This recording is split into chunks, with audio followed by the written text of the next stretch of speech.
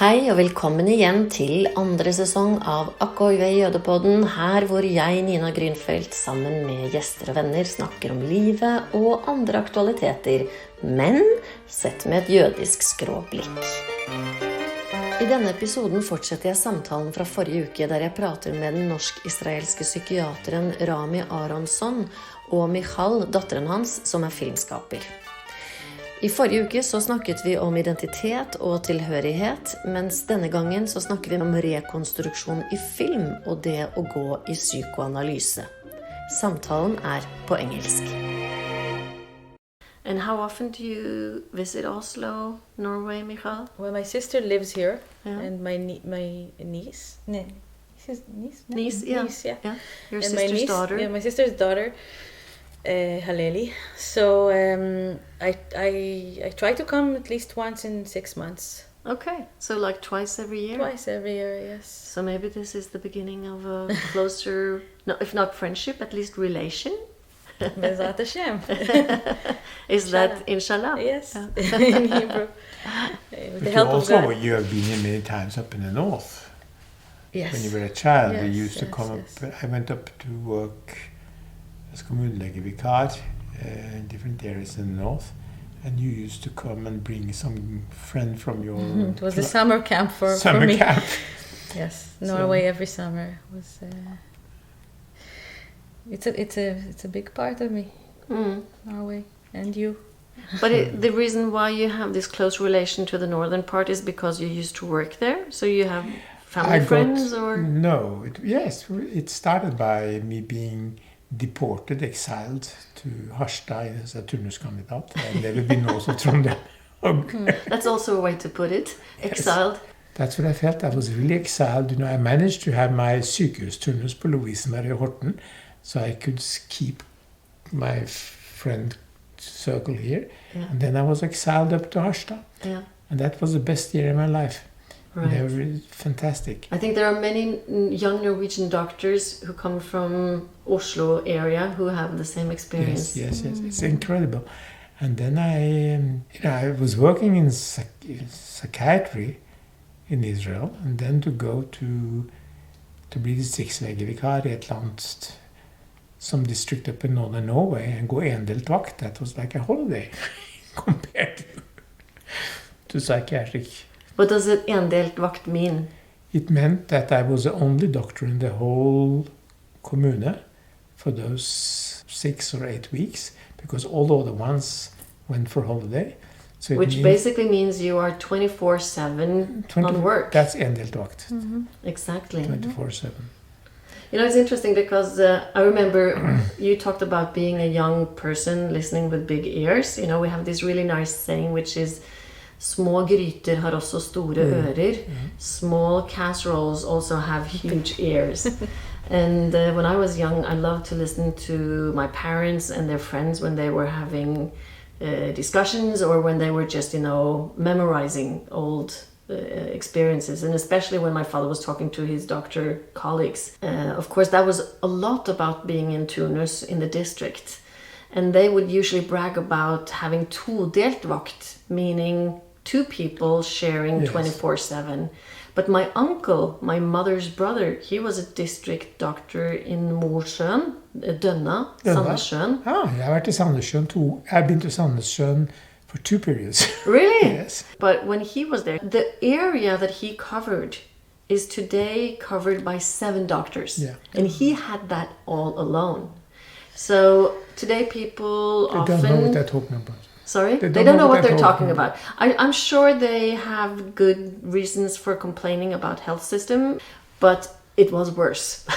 When I was kommunelægevikar på Aukra, which is an island outside Molde, there were no doctors in the 2 neighboring districts. So I went 24/7, and then I called up many years later and said there's 17 doctors on these 3 districts. Right. Those were the old days. But I'm sure that the medicine is better today. Yeah, I'm trying to write a fagbok. What is that in English? Professional literature. Professional literature about reconstruction in documentaries. Interesting. That is Wow. I'm interested in how you reconstruct emotions in pictures, just like abstract pictures. And they've actually come very far within true crime genres. If you see, there's so much bad true crime, but good true crime are really, really good at making these kind of just emotional, associative pictures. Because often they lack audiovisual material, right? They have some documents, they have a lot of talking heads, interviews, but there's not really emotions into that. So you have to be very creative. So I find that very interesting. It is very interesting. I think it could be more poetic. I mean, it's a skill to be able to make it more poetic, but it's possible because it deals with strong emotions. But then there's always this discussion about the ethic. How far can you go in reconstructing things without losing the documentary? Yeah, so that's a big part of the argumentation. And then I've tried to narrow it down to be about reconstruction in documentary films based upon eyewitness testimonies, which of course brings me back to the Holocaust. So, it's like whenever I do a new project, my daughter, who's 24, she says, "Mom, is it another Jew project?" And sometimes I try to say, "No, I don't think it's this time. It's not. This time it's not going to be a Jew project." And then right now, like for instance, I'm just going to write about reconstruction in documentary, so it's not a Jew project. And then I go all these rounds with myself, and I have to admit it's going to be partly a Jew project this time too. So, but eyewitnesses is of course not only the Holocaust, the Shoah, but it's also the Utøya, the 22. Juli, 22nd of July. And it's other eyewitness stories as well from other dramatic events. So there is a kind of a trauma element to it. How do eyewitnesses retell traumatic histories, and which true crimes are also, of course, traumatic events. And then trying to start with, well, of course, one can start earlier as well, but to me, at least where I'm right now, I'm actually starting with Claude Lanzmann and Shoah, because he claims himself that he does not reconstruct, but I don't agree. It depends, of course, how you define reconstruction, but he does actually take the victims, the eyewitnesses, out of their natural habitat and bring them back to Poland in order to sing songs they sang during the war or other things. And that is, to me, reconstruction as well. But a lot of the trauma discussion, the trauma profession, in my profession, if you really go into it, you will always find that the story about the trauma, the reconstruction in words, will always have something which is changed from what was there. But the experience in the flashback, which is completely overwhelming the person, is not a memory. It is not "this was once," it's that "this is now."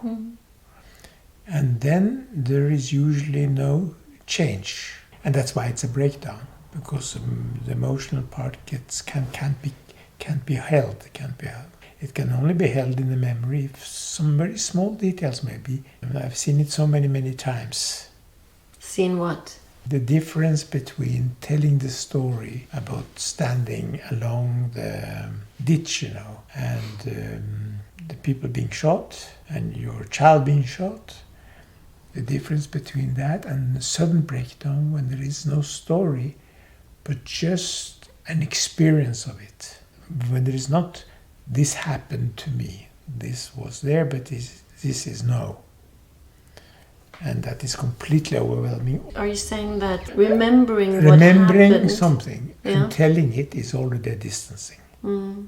Like with a dream. Yeah, it's a reconstruction already. It already is some kind of mental working through.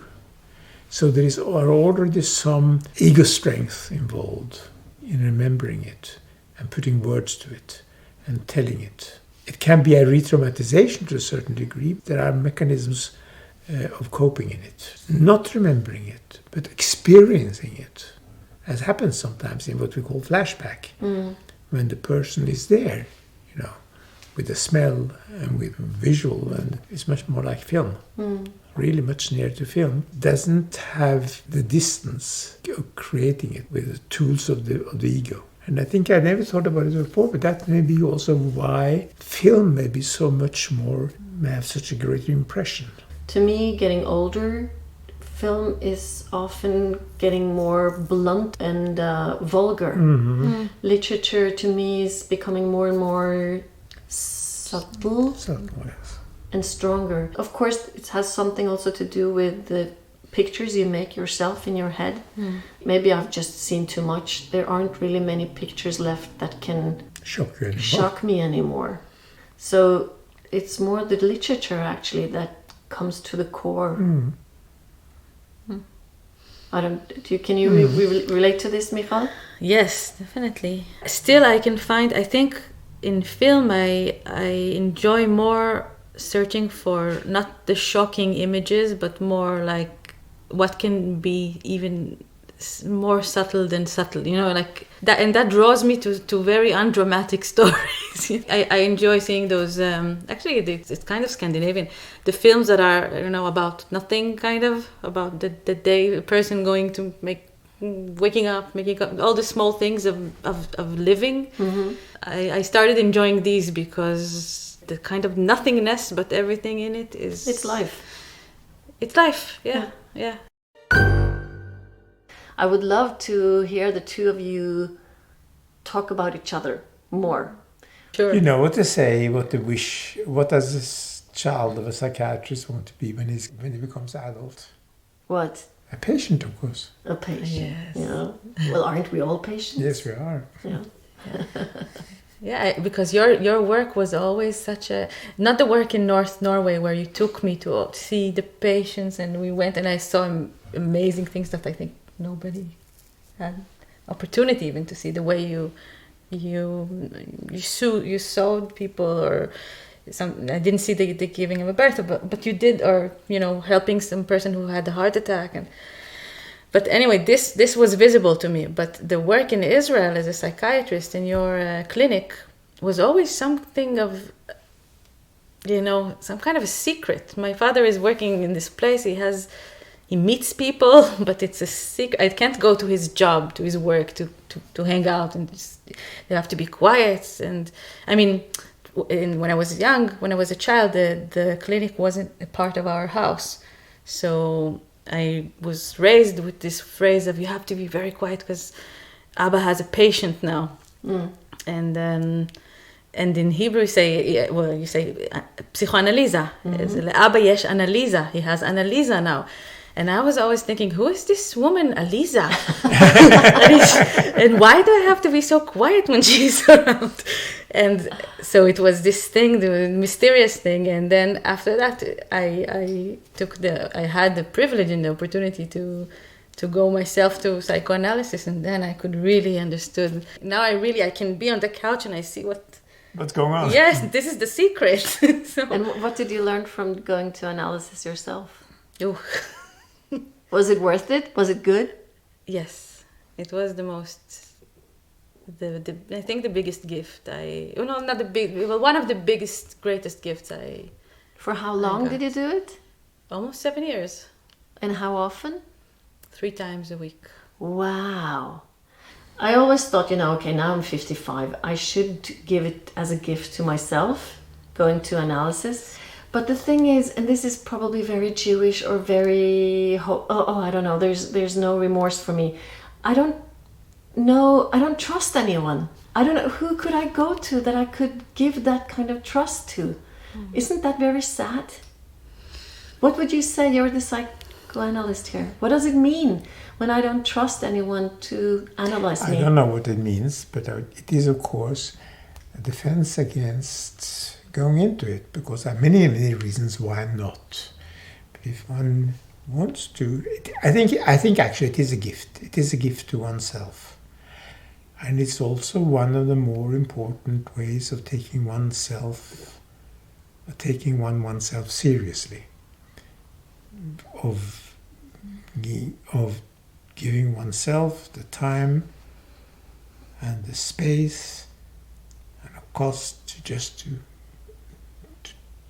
take one seriously, or to take oneself so not seriously that everything can be said. But of course, this feeling that who can I go to, that is a part of the defense. That is a part of it's like I have no time and so whatever. And I think that would be the first thing one would maybe have to talk about. That I don't really know if I can feel that I can do this with you, because I don't know if I can trust you. And so let me hear more about it. Will you say more about it? And but I don't think that anybody could come from the outside and say anything what it means specifically in Nina, because everybody has that thing, of course, but it means something else. But Nina, would you let someone else make a film about you, be a director and portray you? If I could see the film before it's screened, will I give away final cut, as we say? Yeah, I think I would. I think I'm brave enough to do that. But okay, I'll try to put it this way. I have this strange behavior. You're sitting in my couch now. You can watch out the window and you can see there's an apple tree in my garden.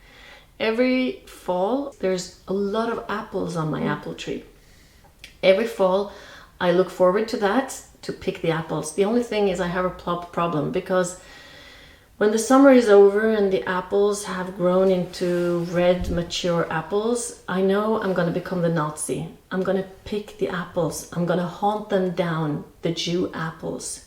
And I'm going to put them in my basket, and I'm going to take them into my kitchen. And I almost cry when I think about this, when I tell this, because I take them into the shower, I shower them, and then I massacre the apples every year. And every year I hope there are at least 2 or 3, maybe 5 apples, maybe like a family of apples that have hidden between the leaves that I haven't found. But the sad thing is I'm going to find them in the end, because the leaves are going to leave the tree and the apples are going to be found by me, and I'm going to kill them too. So this is probably the reason why I should be analyzed. And maybe it could be less frightening to you that you massacre the apples. I can live with that. Wow, I wasn't prepared I would get this emotional. So, okay, back to the professional filmmaker and interviewer. Can I find an analyst that can deal with this? I'm sure you can.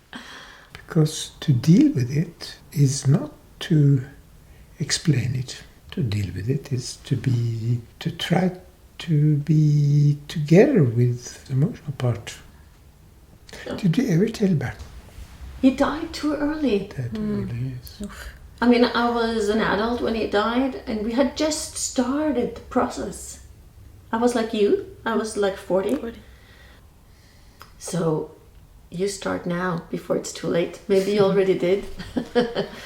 The year before he got really sick was when the first film was made, where we found his mother, and which was the start of my book. And then he got sick, and then we made the other film about him dying, and then he died. So he was never able to follow the whole process of finding out what actually happened to himself and his mother, because there's a lot of my research that told stories about him he didn't even know about himself, because he was too young, right? And so he just died too early. So to be really Freudianic about the whole thing, maybe I'm sitting here talking to you because it's my way of talking to him. If it is, then it's only a part of it. Everything is very, very, has many, many, many, many, many sides. Yeah. And is this politics? I don't know. Politics of life. I always tell my student that everything is personal and everything is political, because we all make choices and we prioritize things, and whatever we choose we choose something else away. And that goes for going into psychoanalysis too, because it takes time and it takes money, and one may easily find other things which one would use one's time or one's money for, and that is legitimate enough and good enough. So it's a question of choosing. And at the same time, I don't believe anybody goes into psychoanalysis because he wants to have a better knowledge of himself. I mean, that's defense. Because it's really about emotions. Would you agree? Yes, but also with telling your story over and over again, and even, you know, lying on the couch and saying words out loud to the atmosphere, having an ear behind you, two ears behind you, and just hearing your voice echoing and telling a story, and that in itself is very strong. It's a very strong experience. I think Marianne's, her work was not to say so much. You know, it was very little that she said in words, but it's those connections that she made between all those ways of different narratives that I brought in, and just listening to them, even just listening to myself out loud. That was. So how did you choose your analyst? He chose her for you. My father. I didn't know. No. You gave me. I asked you if you could recommend me. She's living in Tel Aviv. Yeah, I moved to Tel Aviv. I was 28. I had moved to Tel Aviv in the middle of film school. And film school is something that, you know, raises up a lot of stories and emotions. And and I asked my father if maybe he can recommend me a therapist. And he said, I can look up, I can ask. And then he gave me 3 names. I didn't know anything about them, but I just approached one of the first one, and it was there, you know. We just continued. I didn't know her at all. I didn't know anything about her. So, because I didn't really know too much about the people in Tel Aviv, I asked a colleague of mine in Jerusalem, who I trust, and I said, would you know somebody from your more or less age group? She's much younger than me, because I'm looking for somebody for my daughter in Tel Aviv. And she gave me 2 names. I wonder if it would have been different if I went to it by myself, like went to search for someone by myself. Yeah, I probably would. No, but it suited. It was a good match. Yes, but it's something also to do with trust. Because I don't want to say that it doesn't matter who is behind you on the couch. I don't want to say that, because it does matter who is the one who is sitting behind you and listening. It matters, but in some ways it doesn't matter. It matters a lot. It matters a lot, but I think much of it is also the scenery, the decision, the coming, the commitment. The setting, it's a question, this old thing again, that structure in many ways creates or defines content. And content, in a way, creates a structure. It's both. It's an interaction between two parts. You cannot really think about content without any structure without any content. And I think that it's true, of course, that one's inner stories or dramas or whatever are being lived out and projected onto that person sitting behind you. But there are a lot of small clues from that person sitting behind you, even if he tries not to give clues. And there is also a lot of things he's saying and what he's saying and when he does what he's saying, which has to do with how much does he understand what is really being brought up from your inner scenario. No, it does matter. I mean, it's something I can say once I had someone that was holding it very well, but it does matter. But also the whole thing between you and yourself, or me and myself, of taking this gift, or, you know, being able, even just accepting this gift is something. It's a strong experience. Yeah. I mean, I'm lucky I have a lot of fresh air, but you're lucky you have a lot of Jewish shrinks. An enormous amount of Jewish psychoanalysts around. Takk for at du lytter til Akk Oy Vey Jødepodden. Om du liker podden, kan du trykke abonner i din foretrukne spiller. Da vil du motta beskjed om når neste episode blir publisert. Og dersom du har spørsmål til Akk Oy Vey Jødepodden, eller vil bidra med innspill og ideer, send gjerne en mail til post@jødepodden.no. Akk Oy Vey Jødepodden støttet av Stiftelsen Fritt Ord. Musikken du hører komponert og arrangert av Jens Wendelboe.